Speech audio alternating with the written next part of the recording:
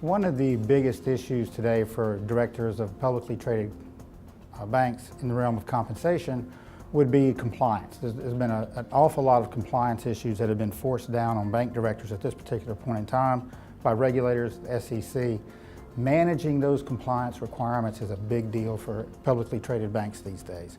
They've got so many things they need to stay on top of, it demands an awful lot of their time. They're extremely important because it also works with shareholder value, which is probably one of the other things that's really important for directors of publicly traded banks to understand and be aware of, is how the compensation plans for their executives influence and impact shareholder value. So they have to understand that and be very effective in designing those plans and making sure they understand how they operate and what they're going to do to shareholder value. It's important for banks to understand the import of their actions. So that comes into play in what they should do and sometimes what they should not do in regards to their shareholders.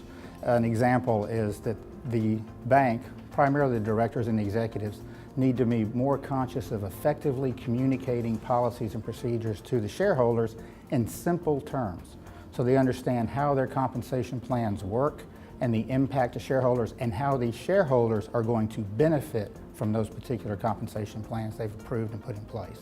One of the things that the directors and executives should avoid in communicating with their shareholders is to take the position that they can do whatever they want and that they don't have to be aware of shareholder concerns.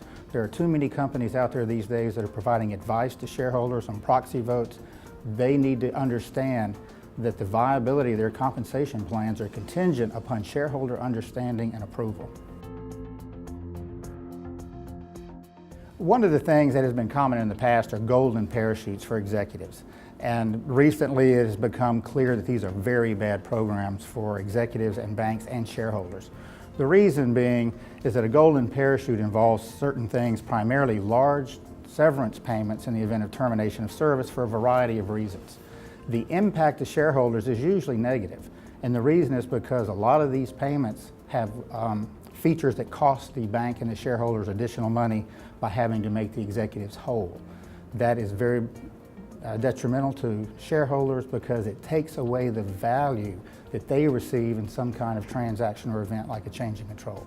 One of the common features of a lot of employment agreements is a change in control provision that provides a gross up in payment in terms of severance and a change in control for executives. This is a bad idea for shareholders and directors, and actually for the executives themselves, because it triggers a lot of very unfavorable events related to the Internal Revenue Code. There are some very unfavorable penalties associated with changing controls, or the possibility of them, where the individual is actually subject to an additional 20% excise tax in the event there's an excess parachute payment in place. The extremely negative portion for the shareholders is that they are still required to make those payments. They're required to make the executive whole, which means pay them additional monies for their additional excise tax and income tax, and the bank does not get a tax deduction for those payments. Therefore, in cases we've seen that the actual tax on those payments can be as much as 100%. It is not advisable for a bank to base their compensation plans on just paying the median of the market in terms of compensation. And the reason is this does not provide the opportunity for executives to excel. It doesn't motivate them to achieve exceptional performance standards. There needs to be a link between how well the executives perform their job, how well the bank performs with their compensation.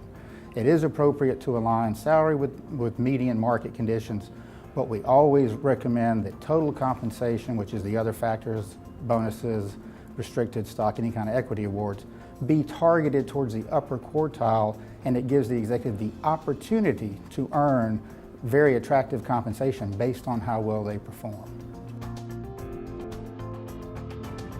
An example of compensation for executives that is viewed very favorably by the executives themselves and shareholders has recently become restricted stock. We make awards and grants of restricted stock as opposed to stock options, because restricted stock is what we call symmetrical. In other words, that the executive and the shareholders benefit when value goes up, and they both suffer when the value goes down. So it really aligns the interest of the executive with the shareholders. The other side of it is restricted stock always has value. And when we grant equity, we're trying to do two things: reward and retain the executive. With an option, if the price decreases, it no longer has value. No reward feature, no retention aspect. So restricted stock is much superior in that regard.